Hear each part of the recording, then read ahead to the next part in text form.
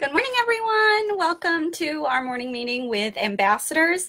We are here in our back office today because we have one of our reptile ambassadors to meet you guys, and it's just a little too cold outside for him. But we are going to be meeting Elvis today. Hi, buddy. He is a wonderful ambassador here at the Center for Wildlife. He is our California king snake ambassador.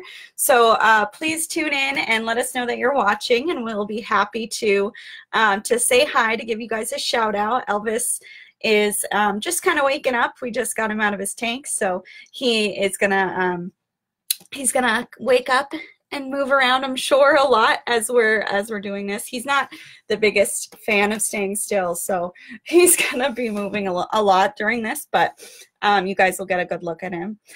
So welcome, everybody. Let me know that you're here. Good morning, Katie. Yeah, so just leave a little comment in the post here, and we'll say hello, we'll say hi, especially where you're from. We love knowing where everybody is from and how we can connect with people throughout the country. So it's really cool. The Center for Wildlife, if you guys, if anyone didn't know, is a wildlife rehabilitation center. So we're a hospital for wild animals. We practice conservation medicine, so we treat wild and endangered species here in our medical clinic. We usually get over 2,000 animals every year in our clinic, and then we also are an education center. So we teach, usually we teach over 400 programs a year, and our morning meetings have really been a great way for us to keep that going. So we've been connecting with you guys this way, and we are very excited to be able to say hi to all you guys. So hello, Rebecca and Xander. Hello, Jennifer from New York. Hello, Dan. Yeah, so I usually preface a lot of these snake ones that we do with, so okay, guys, you're going to see a snake, because I don't want anyone tuning in and getting a shock, but he is very sweet and he's very beautiful. So we thought we would say hello today. Good morning. Hi, Kristen. Hello. So Elvis here, it's going right for the camera, is our California king snake ambassador. So he came to us as a pet. Someone had him as a pet for years before he was brought to us. He was actually a classroom pet, so he was in a classroom with students. And king snakes are one of the most common types of snakes that are sold in the pet trade, mostly because they are a manageable size. They don't usually get very large. He's actually a pretty large king snake. They usually only get to be between like 3.5 to 4.5 feet. He's somewhere about like 5.5 feet long, so he's quite large for a king snake, and a lot of that has to do with his age. He is probably somewhere around 18, 19 years old. We're not certain, but somewhere around there. So they had him as a pet for a long time. He was bred in captivity, so he is not a wild animal. He was bred for the pet trade, and this happens all the time. And usually when we think about pet snakes, we're not thinking that they might be a local species of snake to us. But these guys are native to California, and they run into problems in California with, people thinking that they can keep the wild ones as a pet, but that's actually not okay. So most of our wild snakes here in Maine would not make very good pets. They're very small. The exception to that is the milk snake. The milk snake has been bred to be a captive snake, so you just have to do a lot of captive breeding to get these guys to the point where they're comfortable with people. So he is not a wild snake. He could not go back out into the wild. He was somebody's pet, and just like you would rehome a dog from a shelter, these guys, he was adopted by us after his owner couldn't take care of him anymore. Good morning, Nevitz. Hello from Nashua. Good morning, Beth from Topsom. Elena and Brendan, he says he loves snakes. So Brendan got it exactly right. So king snakes are known for their ability to kill and hunt other snakes. And this is because they're usually found in an area that has a lot of snakes that are available. So where they are out west and in California, in the desert, and in some of those more arid climates, there are lots of species of snakes, lots of rattlesnakes. And that's a great source of food if you can catch them and eat them. So the king snake is evolved to hunt and kill other snakes. That's why they're called king snakes. They're like the king of the snake. And because all of those other species of snakes that they're eating are venomous, they are venomous. They they could hurt somebody with their venom. These guys have actually had to evolve some kind of resistance to that venom. So when they eat a rattlesnake, they're not going to get poisoned by ingesting that venom that is in there. Now, the way that they kill a snake, which is a pretty fast animal, is by wrapping around the entire length of their body. Something interesting about snakes is that all of their organs are kind of elongated throughout their bodies. So their heart is kind of long, their lungs are long and run a significant length of their body, and then all of their digestive tract runs throughout. So to successfully kill a snake, these guys have to wrap around the entire length of the snake. They also have to have an incredibly strong constriction. So these guys are known as constrictor snakes. That means that they wrap around their food to kill their prey instead of poisoning it like a venomous snake. And normally with mammals, a snake would be able to just wrap up around that animal, squeeze, and then that animal wouldn't be able to breathe anymore and would die. These guys are killing other reptiles who have really slow breathing rates, so they can take a long time to actually kill these guys. So they had to evolve a super, super strong constriction in order to kill other reptiles, because reptiles are usually harder to basically suffocate. So they have the strongest constriction for their size of any snake in the world. So even like a boa constrictor has less strong constriction for its size relative to its body size. So because they're evolved to eat snakes, which are a reptile, they have this super, super powerful constriction. It's very cool. And it's very specialized to the king snake, which is cool. There are king snakes in different regions. So California king snakes are from California, obviously, but there are also other types of king snakes out there. And king snake is one word. So king snake is just king snake, all one word. It's not king snake. So that's funny. Thank you for asking that question, though. That's a really good question, and it got a lot of information out, so I appreciate it. I like those leading questions that let me just go off on a tangent. Good morning from Illinois. That's so cool. Hello, Carol from Lyman. Hello, Elena and Brendan. Yes, so Brendan knows a lot about snakes. Brendan's going to be really helping me out today to make sure I don't miss anything. I appreciate that a lot. So Brendan mentions the Jacobson's organ in his comment, which is awesome that you know that. So snakes don't have a typical way of smelling like we do. So our noses work where we breathe in air through our nose, and little tiny scent particles in the air get caught in the little hairs in our nose and get caught in the membrane of our nose, and our brain analyzes that little chemical through our mucous membrane. So basically, the nose is connected to the brain, and your brain will tell you what you're smelling. These guys have kind of a similar system, but with very different parts to it. So they have tiny, tiny little nostrils, you can see. Hi, buddy. And they are just for really breathing. They don't use their nostrils to smell like we do. What they do is they actually stick their tongue out. So when you see Elvis stick his little tongue out, he is actually picking up those chemical scents in the air, those little particles of scent in the air. He's picking them up with his tongue, and then he's bringing his tongue back into his mouth. And there's a little tiny organ at the roof of his mouth called a Jacobson's organ.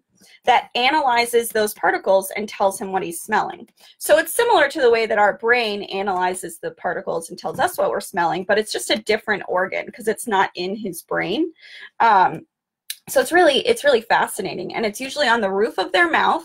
And there are all sorts of animals that have Jacobson's organs. So horses have Jacobson's organs too. So if you ever see a horse like sniffing like this, like drawing air in through its teeth, that is what they're doing. They're trying to get air through to that Jacobson's organ so they can so that they can smell. So awesome job knowing that. That's really cool.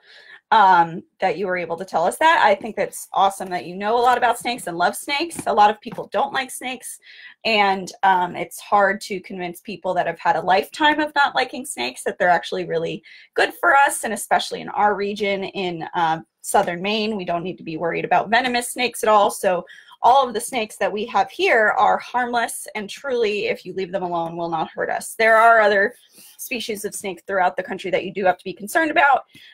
But certainly just because they're poisonous or venomous rather, doesn't mean that we have to harm them or kill them. It just means we have to give them a wide berth, right? They're not going to attack us if we don't mess with them. I think it was 98% of all bites that occur with snakes happen because somebody went and messed with the snake. It wouldn't have happened if they had just walked away, because the snake is really just trying to defend itself. So something kind of cool that Elvis is doing right now, I'm touching his tail, and he's not a huge fan of it. These guys will often mimic rattlesnakes. So I don't know if you see this. This little tip to his tail, he will often rattle. It doesn't actually have a rattle. He doesn't have a rattle. But if he were in brush or in a pile of leaves or something hiding and something came along, he shakes that little tail in leaves to kind of simulate the sound that a rattle would make and hopefully ward off any predators. They do see heat. They do. They also can smell in water. So they can smell scents that are dissolved in like water particles in the air. So if it's really humid, they can smell really, really well, which is something that is unique to these guys. So they can still get those little scent particles out of water, which is cool. We can't really smell in water. That really drowns out all of our mucous membranes, but these guys can. It's very cool. Hello, Ahmed. Hello, Beth. Snakes are very important. It's sometimes a challenge to learn to like them, but they definitely need our help. So I heard that that they eat snakes. How big can the snake be? So the snake that they're eating can be about the same size as them. They just wrap around them. And then this guy is 5.5 feet long. So that's about as tall as I am. And Carolyn, I think your mommy is around the same height. So that is how long Elvis is. That's how tall he is. He doesn't look that long because he likes to coil up. He likes to wrap around things. So he doesn't really need to show off that full length, but it is important for us to give him space to do that if he wants to. They usually don't feel comfortable when they're fully stretched out like that. In fact, when we measured these guys, we had to do it piece by piece because when you pull a snake and try to get it to go straight, they often will like fight you. They don't like it. So it makes them feel really uncomfortable. So we didn't do that. We just kind of measured him piece by piece and tried to be as accurate as possible. We also, if he sheds really well, these guys do shed the scales that are on the top layer of their skin. I know, I'm sorry, buddy. If their shed is all in one piece, then we can measure that, and that will tell us how long they are. Joanne says she loves snakes. That's wonderful. Loretta, I'm glad that you learned something. Deacon Elvis is around 18 or 19 years old. We're not exactly sure, but between us and the place that had him before, that's how long he's been in captivity. So he's around that age. He's very, very sweet. He's been a pet for his entire life, so he would not know what to do if he went out into the wild. In fact, he doesn't really have much of a prey drive. He will eat like dead mice, but he is not, he would not be able to go hunt in the wild. He's also getting up there in age, so probably wouldn't do too well in the wild, and they are not native to our area, so they don't have the capacity to deal with the cold winters here. Jennifer, yes, he is so beautiful. So you guys can see he has the beautiful black and white pattern on his body. And this sometimes will get them confused with other species of snakes that have similar barring patterns. These guys are usually black and white, but they can come in a variety of colors in like the pet trade. That's normal. And then sometimes their coloration can change over time. So he's getting older. He's also gotten larger, and over time his scales, these black scales, have actually turned more brownish in color. It's like the color is getting diluted. So they can change in color over the course of their lifetime. And they also can be variations on brown or black. So they can be lighter, they can be darker. And then the white parts can be like creamier or whiter. So they can be different. I don't know if you guys can see this. He has this little pattern on his head. That's actually to kind of confuse predators, so that they don't, so they think those are his eyes, and they go for that instead of his actual eyes. So it's to confuse predators up there, which I think is cool. I heard they don't really, Brennan, I would love to hear what the rest of that comment was. So definitely let me know. I hear they don't really, finish that sentence. I'd be happy to answer any questions. Jessica, what is their normal sleep schedule in the wild? So these guys are diurnal, which means they're awake during the day and asleep at night, like us. So they are usually out basking on a log or on a rock during the day, and then at night they'll go into little rock caves or crevices to stay warm. They are a desert animal, so they actually really cannot be very active in the cold nights in the desert, and they practice something called estivation, which is similar to hibernation or torpor, but it just happens in response to like temperatures that they can't function in. So these guys are cold-blooded animals. It means that they can't control their body temperature. They're not able to keep themselves warm or cool themselves down. So they have to do that by moving around through a habitat and getting to places that are either warmer or colder. So these guys would bask on a rock to warm up, also to help keep their skin and their scales healthy. And then at night, when it gets really cold and windy and barren in the desert, these guys will go underground into little rock crevices and caves and things, because the earth will actually keep them at a reasonable temperature. But they're going to be really slow and not very active because they don't have enough energy from the outside environment to keep their bodies moving. So so these guys are diurnal kind of by necessity. They really couldn't be nocturnal in the wild, which is interesting. It's similar to us. Katie asks, how often does Elvis shed? So this happens at different rates, different times of the year. So related to the heat issue, they usually in the winter will slow down quite a bit. And that's not because we're not keeping their enclosure, you know, nice and warm. It's just because it's the photo period outside. So how many hours of sunlight there are versus darkness is changing. It's kind of triggering them to go into a little bit more of a slow mode. And also it does get a little chilly, so these guys will slow their activity down. So these guys actually don't usually eat during the winter. They will go like 3 to 4 months without really eating. And then their bodies slow down so much and their cells stop really turning over that they don't really shed through the winter months. But then in the spring, when they start waking up and eating again, they will eat every week, every other week. This guy's on a little bit of a diet, so he eats every other week. And then they'll shed around once a month. So it's not always perfect. Zipper right now is shedding like every 3 weeks, which is just, I think, because he's got so much energy now.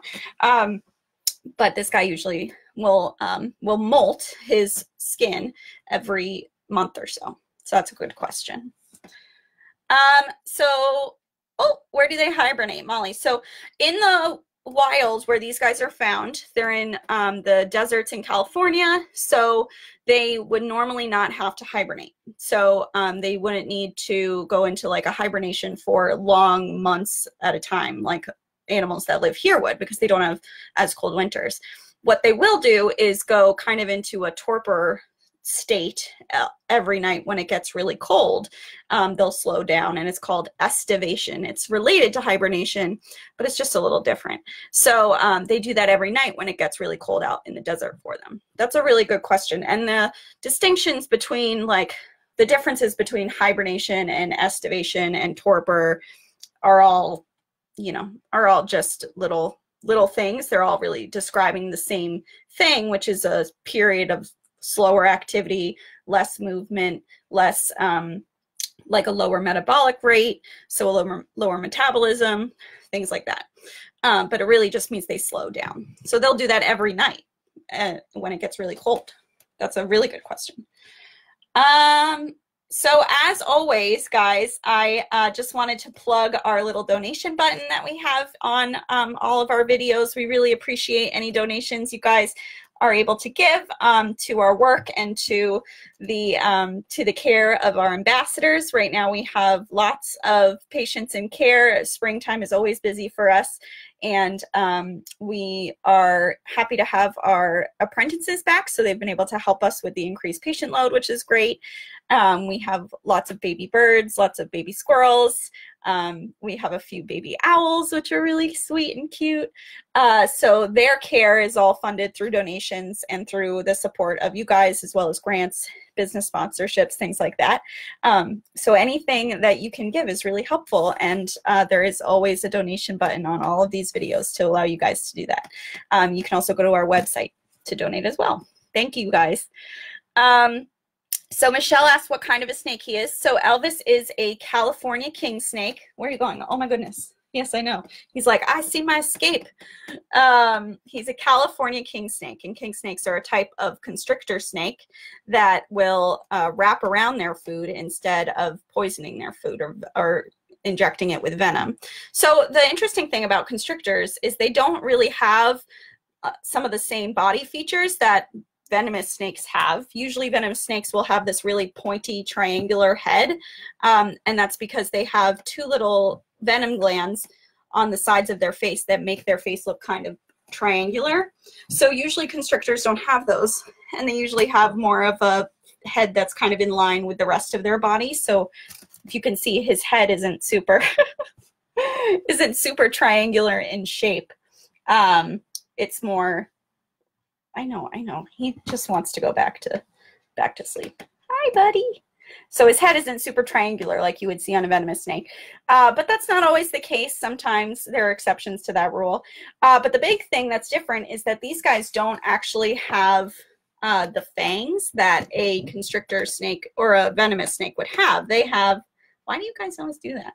They have tiny, tiny little hooks that work food back into their throat. So they don't have fangs like a venomous snake that are going to puncture and inject venom. They have these tiny little hooks, like barbs, that kind of just grab onto an animal and then help to work it back into their throat. So they don't really even have teeth the way that we think of snakes having teeth. They don't have fangs.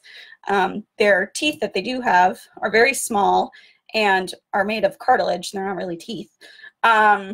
And he's bitten me once just because I was like messing around with him. Like sometimes we, when we feed him, we give him, you're so funny, I have an Elvis mustache now. When we feed him, we give him dead mice, and sometimes he doesn't really know what to do about the dead mouse, so we have to wiggle it around a little bit. And he bit me once just by accident, and it was like a paper cut. It really didn't hurt very much at all because his teeth are so small, and he wasn't really you know, they don't like clamp down or anything. So he's very sweet. He's a good boy. You're so good. Noah wants to know what they eat in the wild. So these guys are called king snakes because they are actually able to hunt and eat other species of snakes. So king snake is their name because they're the king of the snakes. And they usually will eat other species of snakes, like poisonous snakes, like rattlesnakes. And they usually are found out in the deserts in California. So there are lots of poisonous snakes out there to be found. So these guys usually eat other species of snakes. And the way that they do that is by having a really powerful constriction so that they can wrap around that snake and basically suffocate it. But these guys can do that better than any other snake. They have the strongest constriction for their size, which is really impressive. Joanne, he just did that one time, and it was an accident. He doesn't usually bite. He'll sometimes like jump really, he'll get startled, but he's not really a biter. Sometimes if my fingers smell like mice, you know, if I've been like touching a mouse or something, I won't put them near him because I don't want him to think that I have a mouse or that I am a mouse. So it's just important. We also are careful about the way that we handle our snakes to make sure that they don't learn to lunge at our fingers. So when we're feeding them, the mouse is always in the tank first. We put their mouse in a separate tank that they don't live in, and then we put the snake in after so that they don't ever learn to like lunge at something that's coming into their tank. Because if we just dropped a mouse in, they would quickly learn that something coming into their tank is usually food. So we don't want that to happen. So he is not usually a biter. He has bitten me once, and then there are some other people that might have gotten tagged, but he's really not a very like hard biter. Usually it really just feels like a paper cut. Hello, Michelle. Michelle is a big Elvis fan. Hi. And one of his best girls. Okay, so yeah, if anyone else has any questions, please let me know. I'm happy to answer any questions about Elvis. He is so sweet, and he's probably going to go eat after this. He is getting just small mice. He is on a little bit of a diet, so he gets little tiny little mice every other week, and he's not happy about it. He's also been moved. Normally he would be in our back room, and right now he is in our kitchen. So he's, I think, a little bit more introverted and has been getting used to seeing people every day a little bit more frequently, which is good. It means he's getting socialized and getting enrichment, but he is in our kitchen now, so we get to look at him while we're having our lunch. His tank is like right on our cubbies, so we get to say hello to Elvis every morning. He's a sweetie. But yeah, anyone who has any questions, I'm happy to answer them.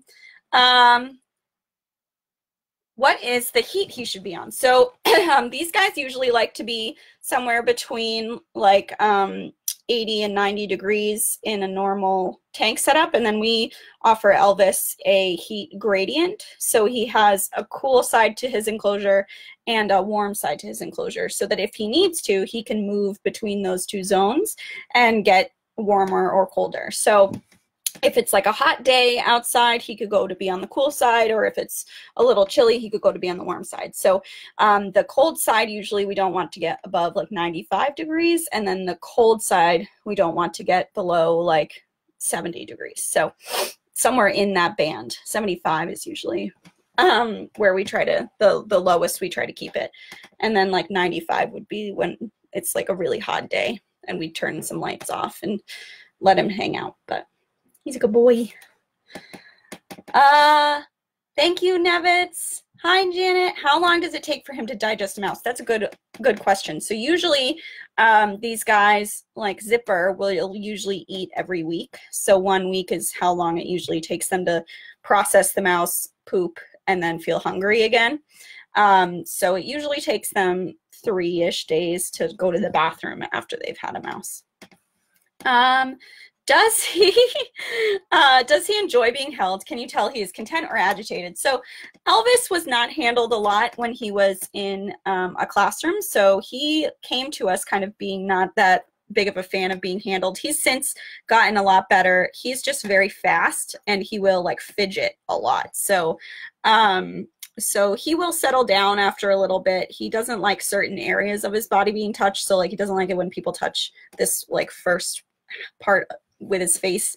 But he's usually pretty content with being held after a while. He certainly has his limits. All of the ambassadors do.